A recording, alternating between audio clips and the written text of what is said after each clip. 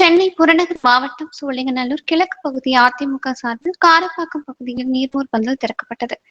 சென்னை புறநகர் மாவட்டம் சோழிங்கநல்லூர் கிழக்கு பகுதி அதிமுக சார்பில் சோழிங்கநல்லூர் கிழக்கு பகுதி செயலாளர் காரப்பாக்கம் கே பழனிவேல் ஏற்பாட்டில் காரப்பாக்கம் பேருந்து நிறுத்தம் அருகே நீர்மோர் பந்தல் திறக்க அமைக்கப்பட்டு நீர்மோர் பந்தலில் இளநீர், வெள்ளரிக்காய், தர்பூசணி, நுங்கு, பழச்சாறுகள், ஆரஞ்சு, அன்னாச்சிப்பழம், செவ்வாழைப்பழம், கிரைனி பழம் உள்ளிட்ட ஏராளமான உடலை குளிரவைக்கும் பழங்கள் பொதுமக்களுக்கு வழங்க ஏற்பாடு செய்யப்பட்டிருந்தது. இதை சென்னை புறநகர் மாவட்ட செயலாளர் பி கண்ணன் ரிப்பன் வெட்டி திறந்து வைத்து பொதுமக்களுக்கு பழங்கள், மோர், குளிர்பானங்களை வழங்கினார். இந்நிகழ்வில் பகுதி கழக செயலாளர்கள், வட்ட செயலாளர்கள் உட்பட ஏராளமான கழக நிர்வாகிகள், பொதுமக்கள் கலந்து கொண்டனர்.